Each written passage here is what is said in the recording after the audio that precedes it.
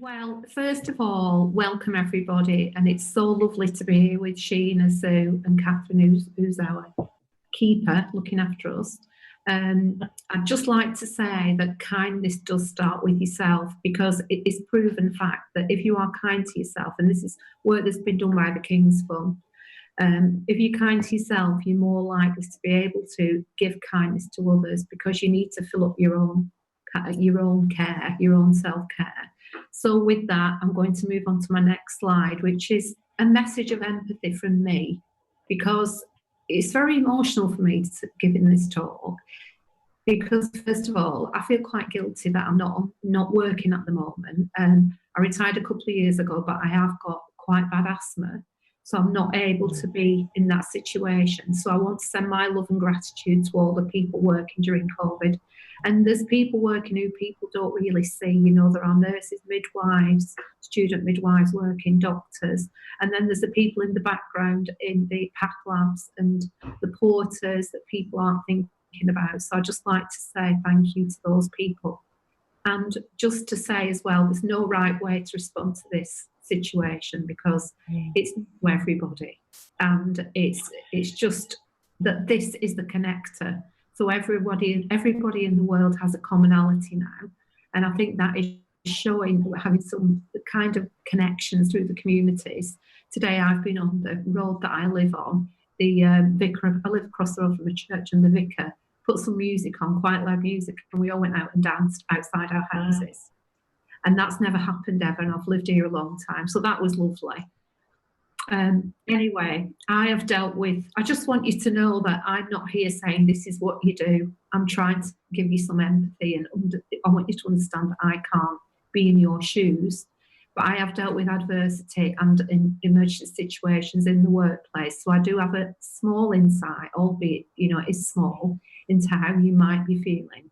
And that's what this self-care talk of mine is about, really, is how I can help you to look after yourself a little bit more, so that you have more reserve, and so that you have more batteries, and so that you don't get burnt out, and so that you can keep giving, but also, first of all, give to yourself. So that's my key thing. So what is self-care really? Self-care is, I feel, it's reclaiming that part of yourself which might be lost in your working day, because when you're at work, and probably in this situation, it's go, go, go. Everybody's go. You might be on reduced breaks. You might be finding it difficult to get home on time. You might be starting work earlier. You will probably be stressed about the PPE situation, which I think is starting to resolve in some places. And in order to, you need to reclaim yourself so that you can renew and rejuvenate and give a better part of yourself to your family who are at home, or your friend who's at home with you. So any activities that you do to take care of yourself is preparation for a new day, and it's refueling. Things like exercising and relaxing. Some people find exercise very relaxing, some people don't. Some people like to do yoga or watch TV to relax, and anything is fine as long as you're getting your switch off moments, I think. So I just want to say, a quote that I found was, put yourself at the top of your to-do list every single day, and the rest will just fall into place, hopefully. But that is hard now, because everybody's feeling very emotional, and you do forget about yourself when you're emotional and worried. You think about others when you're a caring person. So emotional and spiritual care, it does help improve relationships and connections with others at work and at home if you look after yourself. It helps you to gain clarity in the current climate, and it deepens your relationship with yourself. So my suggestions are this, and I've tried these myself and they have worked. If you try journaling, now there is a brilliant midwife called Laura Godfrey Isaacs who does a lot of journaling with pregnant women, but she also does it for midwives. So just get the book and write down your feelings from each day, how you felt, and you can refer back to that a few days later. And also something that I did quite regularly when I was working was I used to record myself on my phone talking about what kind of shift I'd had and how I felt about that shift, whether it was happy, whether it was sad, whether it was stressful. And then listening to it later on after a few days, I thought, well, I got through that and I did really well. So I think it's about reflection. If you can reflect, sorry, my chest isn't great tonight, but it's my asthma. And read and listen back, that's a really helpful thing to do for yourself, because you might not have anybody at home you can break down to and explain what kind of stress you're being under at work. You might be living on your own, you might be living at work with the current situation, so you need some kind of way of feeding back. You can also send recorded WhatsApp messages to friends and tell them how you're feeling, just so that they can get back to you. So that is self-care, telling people that you're struggling. It doesn't mean you have to be this brave spirit all the time, I don't think. So when you read and reflect back on these situations, you can then see how far you have come.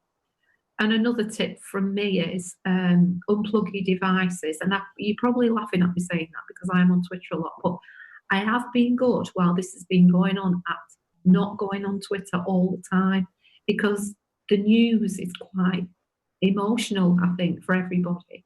So try a wind down time with no news or no emails. And I think this constant access to emails that NHS staff seem to have now seems to put pressure on people with this. I need to look at the latest update.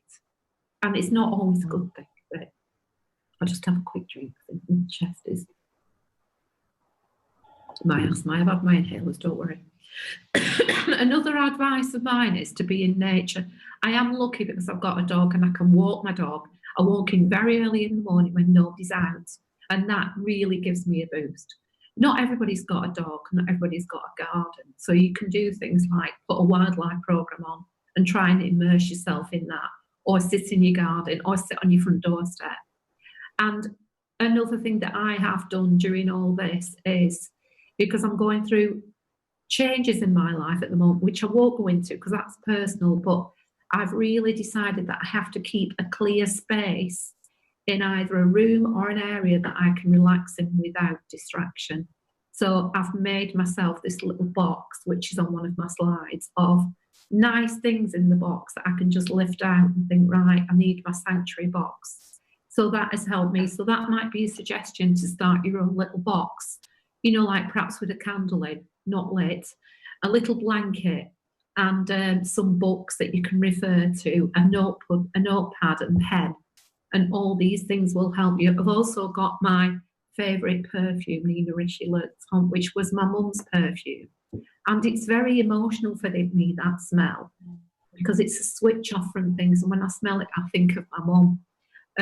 I also use lavender a lot, but I'll tell you what else is really good is frankincense is a great relaxer, and you can just put a couple of dabs on your uniform when you're at work and the smell will rise up, and it can be very calming, positive feeling smelling frankincense. I've got some frankincense in here, so it's a positive thing. So I'll move on to my next slide now, which is making your own midwifery self-care sanctuary box. So I just did this. I've got one already, but I added a few things to it today, and in it I've got things like, people might think this is weird, but it's a mindfulness colouring book, and one of the midwives, Sally Goodwin, bought me this, and it's really helpful because when you're colouring in, you don't think about other things, you focus on the lines or your colours and you switch off, and it's a positive thing. I've also got this worry egg, which was my mum's, so it's really old. It's like from the 70s. My mum died in the 70s. And it's really good to hold something like that, just to give you some kind of focus on thinking of something else instead of thinking about the COVID thing. I know we have to think about it, but sometimes you must have a switch off for yourself. So in here I've got little books. I know Sheena's got this book. This is a great book, Self-Care for the Real World, by Katia Narain Phillips and Nadia Narain, two sisters. And there's some really good tips in there about unplugging, about how to self-care, what you can do to make yourself feel better. It's all positive. And I treated myself to some new slippers the other day.